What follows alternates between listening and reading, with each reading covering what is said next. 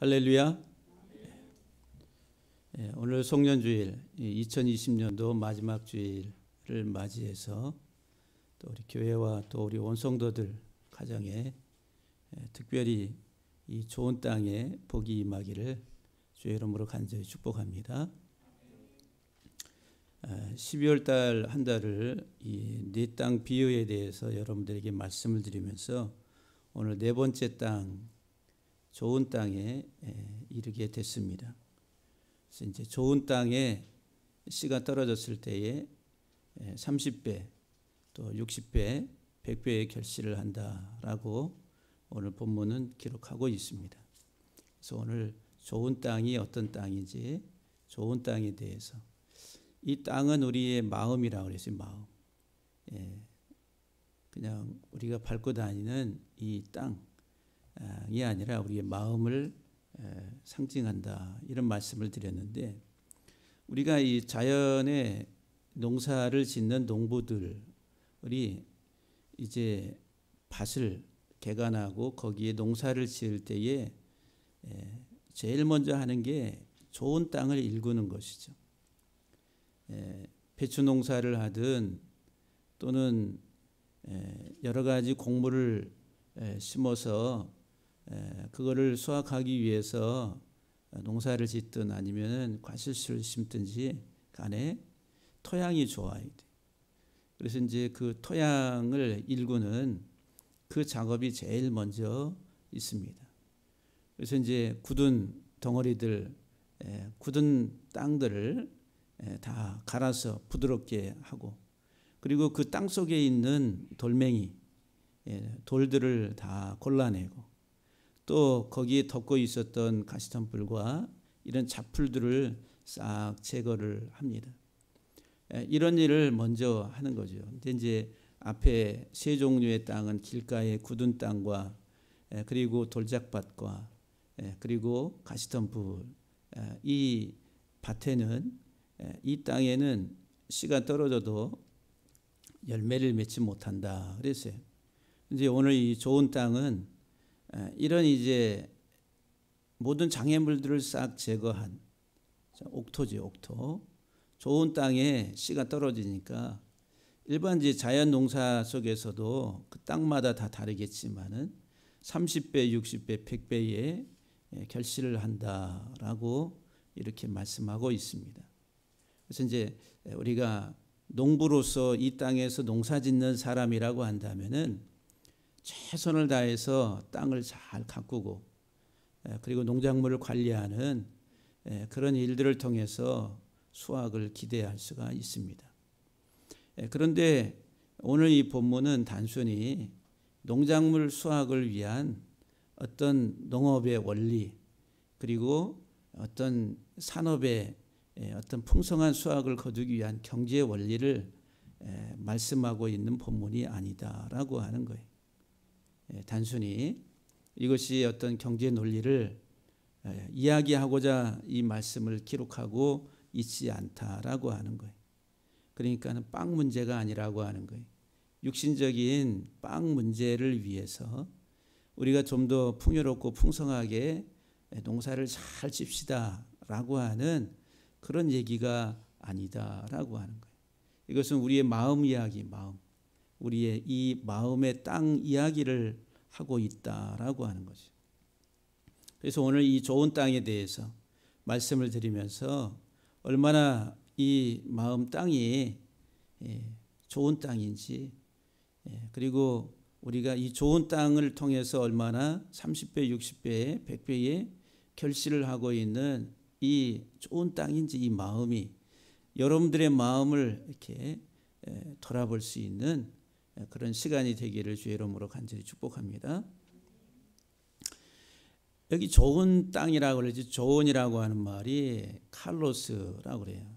헬라어로 칼로스, 히브리 말로는 토브. 하나님이 첫째 날 빛이 있으라 하심에 빛이 있었고 하나님 보시기에 좋았더라 할 때 그 좋았더라가 좋은 토브라고 하는 단어예요. 좋았더라. 그래서 이 좋은 땅은 어떤 의미냐 하면은 첫 번째로 이 토브라고 하는 좋다라고 하는 이 단어 속에는 키워드가 청소한다는 거예요. 이렇게 쓸어버린다, 청소한다, 쓸어버린다.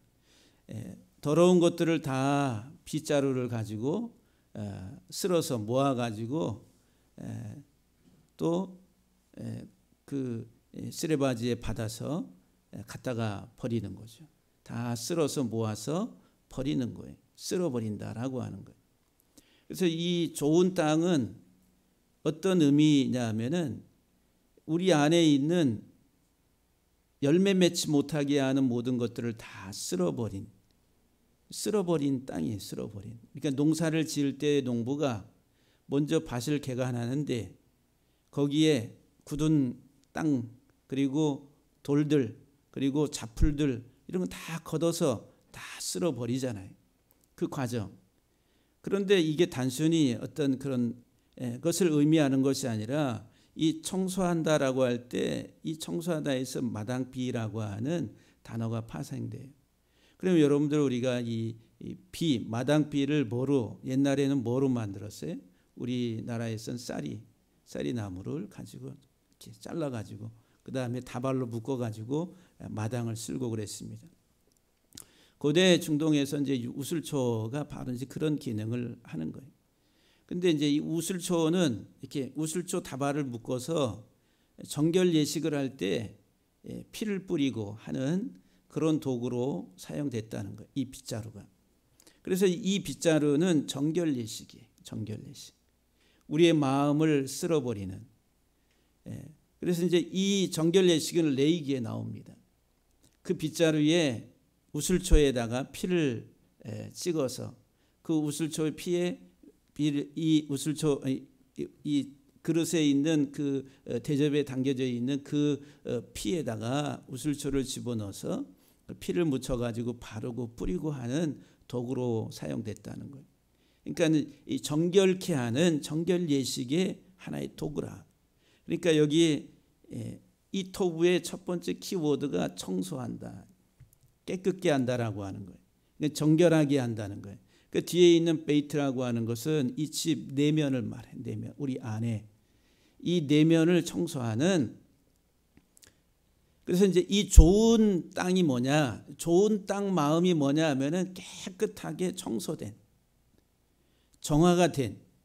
그런데 우리가 깨끗하게 청소되는 것은 무엇을 통해서 되냐면은 피를 통해서, 희생 제물의 그 피를 바름으로 인해, 피를 뿌림으로 인해서. 이게 레위기 12장, 13장, 14장에 나오는, 그리고 15장, 16장에 계속 정결례가 나오는 거예요. 마지막엔 그 피가 상징하는 게 예수 그리스도라고 하는 거예요. 그리스도의 피를 뿌림으로 인해서 우리 속에 부정한 모든 것들이 다 정화되는, 깨끗하게 청소가 되는. 그래서 좋은 땅은 바르고 우리의 마음이 정화되고 깨끗하게 된, 예수 그리스도의 피로 깨끗하게 정결하게 된 이 땅이, 이 마음이 좋은 땅이라고 하는 거예요. 할렐루야. 출애굽기 12장 22절에 보면은 출애굽 사건을 기록하면서 우슬조 묶음을 가져다가 그릇에 담은 피에 적셔서 그 피를 문 임방과 좌우 설주에 뿌리고 그 아침까지 한 사람도 자기 집 문 밖에 나가지 말라 그랬어요.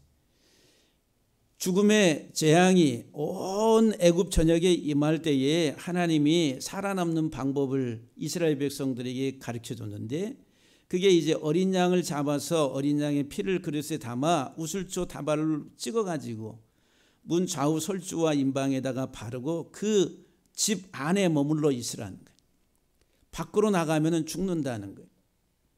그래서 이제 이스라엘 백성들이 구원받은 이 사건 때에 이 우슬초가 사용되고 있다라고 하는 거예요. 정결 예식이라고 하는 거죠. 레위기 14장 6절 7절에 보게 되면은 문둥병자를 이제 그 정결케 하는 정결례에 대해서 이야기합니다. 2마리의 새, 다른 새는 산채로 가져다가 백향목과 홍색실과 우슬초와 함께 가져다가 흐르는 물 위에서 잡은 새의 피를 찍어 그 우슬조, 백향목, 홍색실과 우슬초로 그 피를 찍어서 나병에서 정결함을 받을 자에게 7번 뿌려 정하다 하고, 비와 같은 빗자루 같은 이 우슬초를 가지고 찍어서 7번 뿌려 가지고 그 살아있는 그 정결케 하라. 나병 환자의 그 나병 부정한 것을 정결케 하라고 하는 말씀입니다. 그러니까 이 터부의 이 투라고 하는 것은 정결 예식, 우리의 내면을 깨끗하게 하는 정결 예식, 정결 예식, 깨끗하게. 시편 51편 7절 말씀에 우슬초로 나를 정결하게 하소서 그러세요. 단순히 우슬초 자체가 아니라 우슬초에 묻어있는 그 피를 가지고 정결케 해야 한다라고 하는 거예요. 그리하면 내가 정하리이다 라고 말씀합니다. 다시 말하면은 예수 그리스도의 보혈로, 예수 그리스도의 그 피로 우리들은 정결함을 받을 수가 있다. 다른 것은 없다는 거예요. 창세기 1장 2절에 태초의 땅의 모습이 공허하고 혼돈하며 흑암이 깊음 위에 있더라 그랬어요. 그 인간의 타락한 본성을 이야기하고 있는 거예요. 소망이 없는 절망적인 상태. 근데 이제 첫째 날에 하나님이 빛이 있으라 하심에 빛이 와서 하나님 보시기에 좋았더라 그랬어요. 어두움이 물러가면서 빛이 자리를 잡는 거예요. 우리의 죄의 속성들, 인간의 절대 절망의 상황 속에 있었던 우리에게 생명의 빛이 들어옴으로 인해서 하나님 보시기에 좋았더라. 좋았더라. 그 좋은 것이 빛이 무엇으로 오냐면 예수 그리스도의 죽음이라고 하는 피를 가지고 온다라고 하는 것. 예수의 피로 어두움이 물러나가. 우리의 죄의 모든 것들이 정결하고 깨끗하게 정함을 받는다라고 하는 거예요. 좋은 땅은 어떤 땅이냐? 예수 그리스도의 피로 정함을 받은 마음. 할렐루야. 내 마음이 예수의 피로 정함을 받은, 내 속에 죄성의 그 모든 것들이 다 예수의 피로 정결하게 깨끗하게 받은 마음. 여러분들의 마음이 이런 정한 마음 되기를, 정결한 마음 되기를 주의 이름으로 간절히 축복합니다. 두 번째로 이 터브라고 하는 좋은이라고 하는 이 말의 키워드가 타바 그러면은 앞에 있는 그 터할 때 타바 그러면은 씨를 짓는다, 이게 방족한다 그러지. 류의 고치에서 씨를 뽑아 가지고 씨를 이렇게 실타래를 만든 씨를 뽑아내는 것. 이게 타바예요. 씨를 뽑아내는 것. 성경에 보면은 출애굽기의 35장에 성막을 지을 때에 재료 중에 가장 중요한 것들 중에 하나가 뭐냐면 실이에요, 실. 그래서 출애굽기 35장 25절 이하 26절에 보면은 마음이 슬기로운 모든 여인은 손수 씨를 빼고, 씨를 뺀다 이 말이 방적한다는 거예요. 그 뺀 청색, 자색, 홍색 실과 가는 배실 네 가지의 종류, 청색 실, 자색 실, 홍색 실, 그리고 가는 배실, 흰색 실을 가져왔으며 마음의 감동을 받아 슬기로운 모든 여인은 염소털로 실을 뽑았다 그랬어요. 여기 타바라고 하는 게 실을 뽑는다는 거예요. 그 뒤에 있는 베이트라고 하는 것은 집, 성전이에요. 성전. 하나님의 집, 성전. 성전을 위한 하나의 그 씨를 뽑아내는 거예요. 여기 슬기로운, 지혜로운, 마음의 감동을 받은 여인들이 이런 씨를 뽑았다라고 하는 거예요. 그러면 이 좋은 땅이 뭐냐 하면은 이런 성전을 덮는 이 씨를 뽑는 거예요. 다시 말하면은 이 좋은이라고 하는 것은 무엇을 말하냐면 성전 덮개 휘장을 만드는 거예요. 내 마음이 좋다, 이 좋은 땅이다 이 말은 성전 덮개 휘장으로 이렇게 덮여지는 거예요. 다시 말하면은 저와 여러분들의 마음이 성전이라, 너희가 하나님의 성전된 것을 알지 못하느냐. 우리의 마음은 성전이, 하나님이 우리의 마음을 성전 삼아서 우리 안에 들어와 좌정하신다는, 이 사도 바울이 고린도전서에서 말씀하는. 근데 이 성전을 덮는 덮개, 휘장, 그것을 만들어내는 거예요. 이게 토부라고 하는. 그래서 청색은 하늘을 상징합니다. 청색실은 예수 그리스도의 신성을 말하는 거예요. 하나님이신 예수 그리스도. 자색이라고 하는 것은 왕의 옷이라는 왕 대신 예수 그리스도를 상징하는 거예요. 홍색이라고 하는 것은 희생, 고난을 말해 십자가에 죽임 당하실 예수 그리스도를 말합니다. 흰색, 가는 배실이라고 하는 것은 예수 그리스도의 무죄성, 순결함을 말하는 거예요. 이 세상에 우리를 위해서 이 땅에 오셔서 죽임 당하시고 다시 살아나실 그분은 하나님이시고, 그분은 다윗의 후손으로 왕으로 오셔서 왕이신데 그러나 가장 낮아지시는 십자가의 형벌을 받으시고, 십자가의 형벌을 받으실 그분은 그러나 죄가 없으신 분이다. 그것을 이 성전에 이 휘장, 또 성전을 성막을 덮고 있는 이 덮개들이 우리에게 보여주는 예수 그리스도를 설명하고 있다라고 하는 거예요. 다시 말하면 이 좋은 땅은 뭐냐 하면은 그리스도로 옷 입는 거예요. 예수 그리스도로 옷 입은 땅, 이게 좋은 땅이라. 로마서 13장 14절 말씀해 보게 되면은 오직 주 예수 그리스도로 옷 입고 정욕을 위하여 육신의 일을 도모하지 말라. 세상의 옷을 다 벗어버리고 오직 주 예수 그리스도로 옷 입으라. 이게 토부입니다. 토부. 우리 속에 육적인 세상적인 모든 것들을 다 예수의 피로 다 쓸어버리고 이제 그리스도로 옷 입는 것, 이게 좋은 땅이에요. 갈라디아서 3장 27절 말씀해 보면은 누구든지 그리스도와 합하기 위하여 세례를 받은 자는 그리스도로 옷 입었다 그랬어요. 예수의 피로 정결함을 받은 그 사람들은 다 누구든지 그리스도로 옷 입었다라고 말합니다. 우리가 옷 입은 이 옷의 색깔은 뭐예요? 청색, 자색, 홍색, 흰색이라고 합니다. 그리스도를 상징하는 그 예수 그리스도의 옷을 입고, 눈에 보이지 않지만 우리는 그 옷을 입고 이 세상에서 살아가는 그 사람들이 좋은 땅을 가지고 살아가는 자들이다라고 하는 거예요. 할렐루야. 여러분들 다 예수 그리스도로 온전하게 옷 입어서 우리의 수치가 드러나지 아니한, 하나님이 어린 양을 잡아서 아담과 하와를 입혀줬던 것처럼 하나님은 예수 그리스도로 우리에게 옷 입혀서 우리의 죄의 수치들이 드러나지 않도록 덮어주시는 은혜의 하나님인 것을 여러분 믿으시기를 주의 이름으로 간절히 축복합니다. 세 번째 보면은 한자를 보면은 한자에 이 착하다라고 하는, 선하다라고 하는 착할 선자가 있어요. 다 아시죠? 네이버 사전에 보면은 이 착할 선에 대해서 이렇게 착하다, 좋다, 잘하다, 아끼다, 옳게 여기다, 친하다, 이렇게 뭐 다른 또 의미로 몇 가지 더 이야기하지만 중요한 것만 이렇게 뽑았습니다. 착하고 좋고 잘하고 아낀다, 옳게 여긴다. 옳게 여긴다, 이 바라본다는 거죠. 그래서 이제 이 착할 선자의 최초의 고대 각골 문자를 보면은 위에는 양이 그려져요. 양의 뿔입니다. 양의 뿔. 그리고 밑에는 눈이, 사람의 눈이 이렇게 그려져 있어요. 그 오른쪽에 있는 게 각골 문자예요.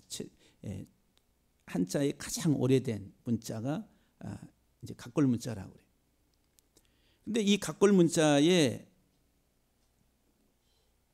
이 선자가 두 가지, 양과 눈으로 이렇게 묘사되어 있다라고 하는 거예요.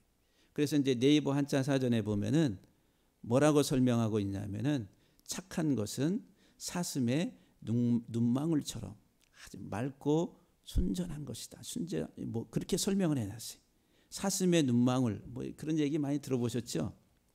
초롱초롱하고 뭐 깨끗하고 순수하고 뭐 사슴의 눈망울이 그런지 아닌지 저는 잘 모르겠어요. 그런데 이 한자를 만들 때에 이 고대에 이 한자를 만든 이 사람들이 그냥 아무렇게나 이 한자를 만든 게 아니라 자기들이 지금까지 조상으로부터 전해 내려오는 경험화된 지식을 문자로 기록하기 위해서 어떤 상징을 표현하는 거예요. 상징. 그러면 선하다라고 하는 이거 자기들이 경험했었던 것들을 문자로 이렇게 표시로 상징으로 하기 위해서 선한 것은 무엇이다라고 할 때 양의 머리와 양과 그 다음에 눈을 그렸다라고 하는 거예요.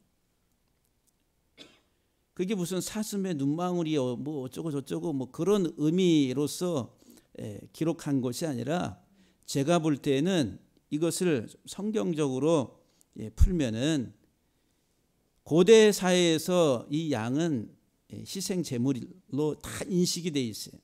고대 중동뿐만 아니라 우리나라도 마찬가지고 이 극동아시아 지역에도 이 양 또는 소 이런 것은 희생 제물이라는 신에게 바치는. 그러니까 이 양은 희생 제물이에요. 그리고 눈은 바라본다는 거예요. 그래서 네이버 사전에 보면 옳게 여기다 이 말이. 양을 보면서 옳게 여기는 것. 예? 옳게 여기는 이게 선하다라고 하는 거예요. 양을 볼 때 옳게 여긴다. 이게 뭐를 옳게 여기냐 하면은 그 양이 내 죄를 대신해서 희생당할 나의 대속 제물인 것을 알고 깨닫고 옳게 여긴다 하는 거예요. 그런 의미라고 하는 거예요. 그래서 이제 우리가 이제 이 성경에서 히브리적 개념을 가지고 보면은 이 눈이라고 하는 것은 보여주고 또 드러내고 바라보고 하는 그런 개념. 우리 눈의 기능이. 그러니까 눈을 가지고 양을 보는 것. 또는 눈을 양이 이 눈이라고 하는 것은 드러내서 보여준다라고 하는 개념이. 그러니까 하나님은 선하신 분이다라고 할 때에 하나님은 선하신 분이다라고 할 때에 개념이 뭐냐면은 우리에게 양을 보여주신다는 거예요. 그러면 우리가 선하다라고 할 때 우리가 선하다라고 할 때는 우리가 양을 본다는 거예요. 개념이. 그러니까 이 선한 것은 양을 계시하는 것, 양을 드러내서 보여주는 것, 또 양을 바라보는 것이다라고 합니다. 그러니까 선한 게 뭐냐면은 어린 양이신 예수 그리스도를 통해 인생을 새롭게 하는 개념입니다.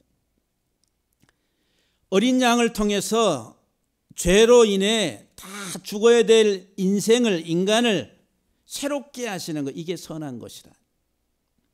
그래서 마가복음 10장 18절에 보게 되면은 한 사람이 와가지고 예수님께 선한 선생님이여 이렇게 선한 선생님이여 우리가 어떻게 해야 영생을 얻을 수 있겠습니까? 라고 예수님에 대해서 뭐라고 물어봤어요?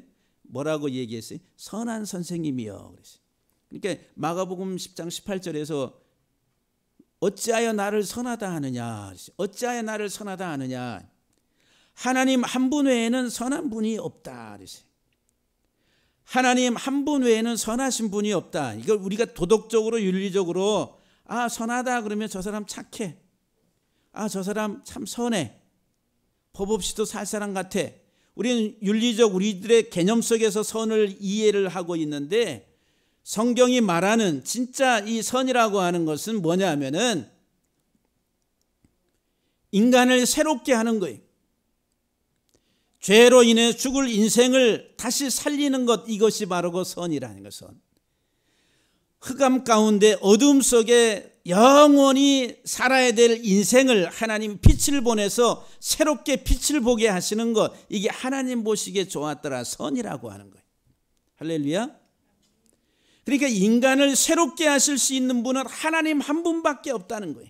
선하신 분은 하나님 한 분밖에 없다는 거예요. 인생을 새롭게 하실 수 있는 분은 하나님 한 분밖에 없다라고 하는 거예요. 그러니까 사도 바울이 로마서 3장에서 뭐라고 말합니까? 의인은 없나니 하나님을 찾는 자도 없고 선한 자도 없다라고 하는 거예요. 선을 추구하는 자, 선을 따라가는 자도 없다라고 말을 합니다. 이 땅에 살아가는 인생들이 정말 내가 죄인인 것을 알고 내가 죄로부터 벗어나서 자유와 해방과 생명에 이르기를 원하는 자발적 인간은 이 세상에 없다. 그러니까 선한 인간이 없다라고 하는 거예요. 이 땅에 보면은 우리의 살아가는 인생들의 모든 삼라만상의 이 군상들을 다 보게 되면 다 자기 잘난 말, 인생의 자기 욕구, 욕망을 따라서 살아갑니다. 나는 정말 죽어야 될 인생입니다 라고 하면서 엎드리고 굴복하고 항복하고 나를 살려달라고 하는 그런 인생들을 찾아보기가 어렵다라고 하는 거예요. 그러니까 선한 것이 없는 거예요. 하나님 한 분밖에는 선한 분이 선한 이가 없느니라 라고 말씀을 합니다. 이게 우리가 착할 선자에서 우리가 보는 거예요. 네 번째로 우리가 이 터브라고 하는 좋다라고 하는 좋은이라고 하는 이 문자의 세 문자의 숫자 값이 17이에요. 17. 이것은 승리를 말해요. 승리. 17이라고 하는. 좋은 땅은 어떤 땅이냐면은 승리하는 거, 승리. 좋은 땅은 승리. 그래서 이제 이 17이라고 하는 수는 성경에서 죽음과 심판으로부터 죄의 심판인 죽음으로부터의 승리를 말합니다. 창세기 6장에 보면은 하나님이 세상을 보시니까 죄악이 관양. 그래서 이제 하나님이 한탄하사 물로서 다 쓸어버리시겠다. 그래서 노아에게 방주를 만들라고 말씀합니다. 노아가 방주를 만들었어요. 그래서 이제 때가 돼가지고 노아에게 이제 내 가족과 그리고 짐승들을 끌고 다 방주 안으로 들어가라. 방주 안에 다 들어가서 이제 문을 닫고 있는데 언제 홍수가 임하냐면은 노아 600세 되던 해 두 번째 달 곧 그 달 11의 날 17일 날 홍수가 시작이 됩니다. 심판이 시작이 되는 거예요. 그날에 큰 기쁨의 샘들이 터지며 하늘의 창문들이 열려 있어요. 하늘에서 비가 억수로 쏟아지고 이 지하수에 이 깊은 샘들이 터져가지고 다시 말하면 이 땅이 윤기와 증강이 일어나면서 대격변이 일어나는 거예요. 그러면서 온 땅이 다 물에 잠겨버리는 홍수, 대홍수가 임하고 그때가 언제 시작한 날이 17일이야. 세상의 심판이 이제 시작된 하나님의 심판. 근데 그날 노아와 가족은 어떻게 돼? 구원을 얻는 거예요. 17일 구원의 수라.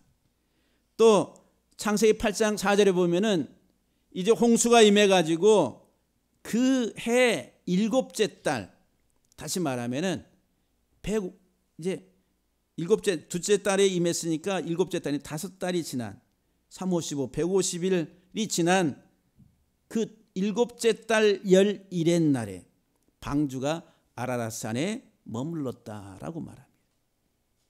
물이 이제 감해가지고 산들이 올라오고 하면서 이제 배가 무태 이제 정착을 하고 다시 새로운 인생의 삶을 시작할 수 있는 그 사인을 주는 게 그게 17일이란 17.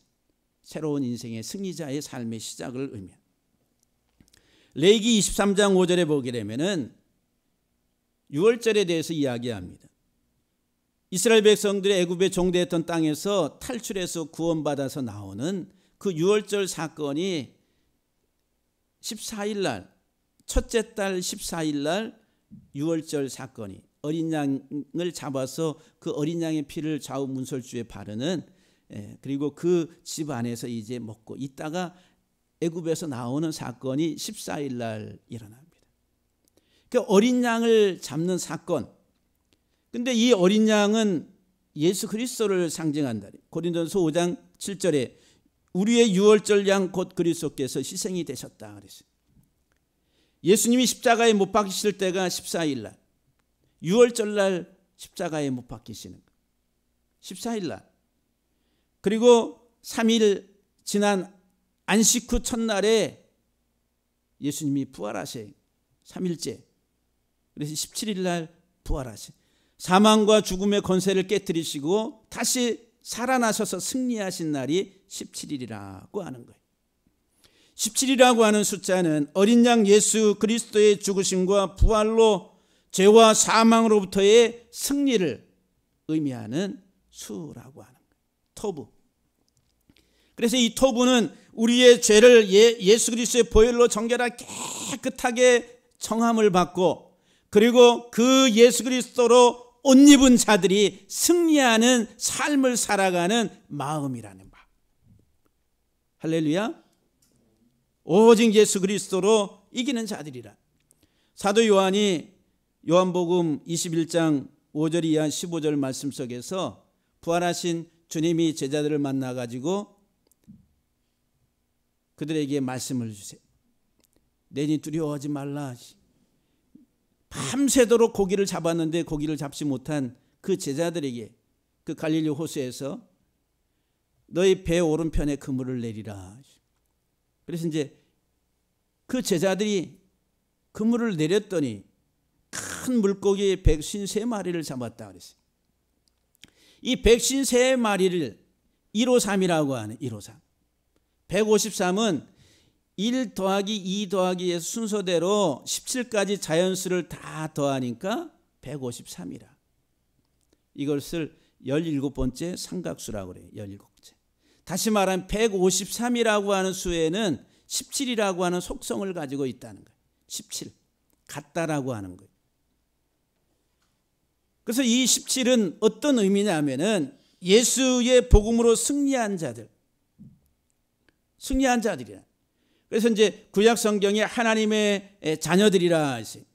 베네이 하 엘로임이라고 하나님의 자녀들. 이 하나님의 자녀들이라고 하는 이 문장, 이 두 단어의 숫값이 153이란. 하나님의 자녀들. 그러니까 153의 큰 물고기는 무엇을 상징하냐면 승리하는 자들, 그리스도의 복음으로 말미암아 장차 구원을 받아서 이기고 승리하는 자들을 상징한다라고 하는 거예요.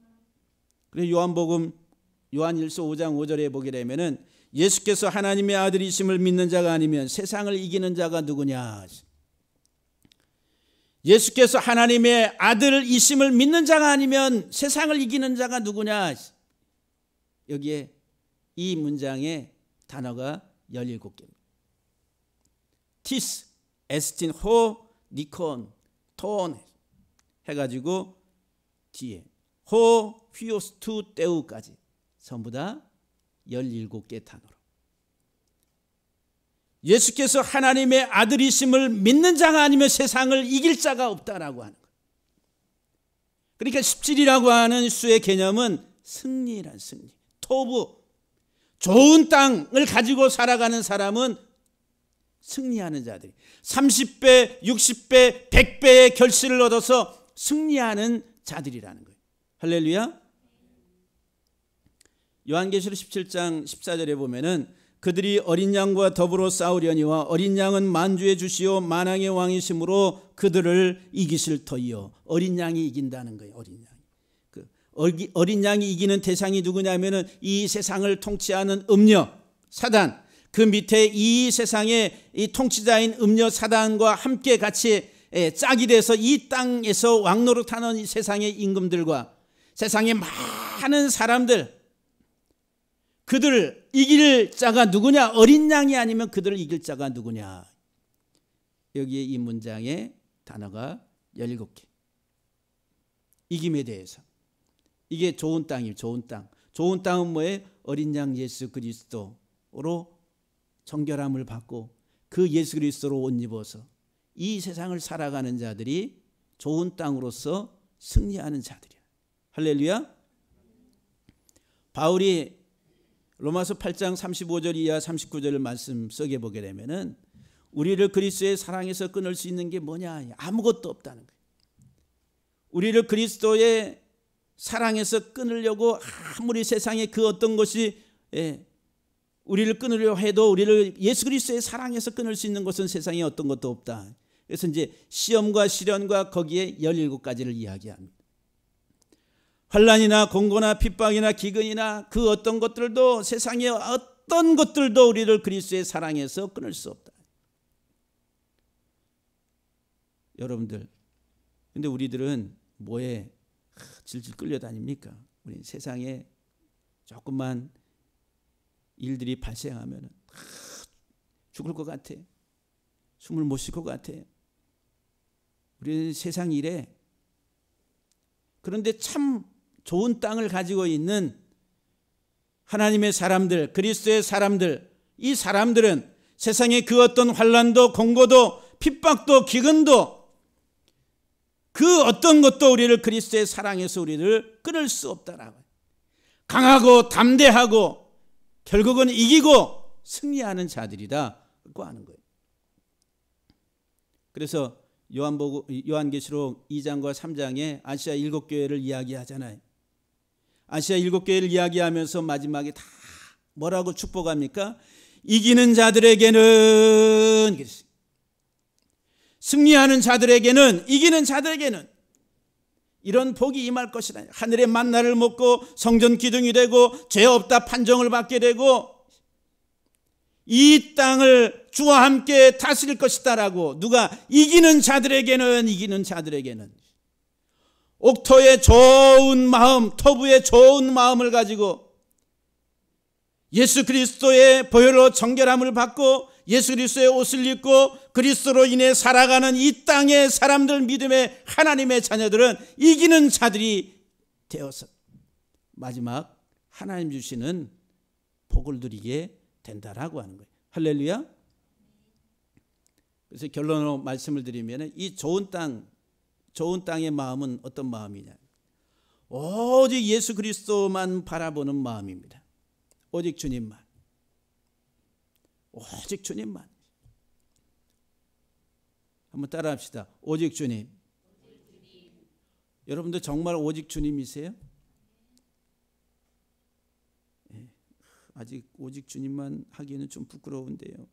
그렇게 따라가려고 하는데 오직 주님만 바라보는 거예요.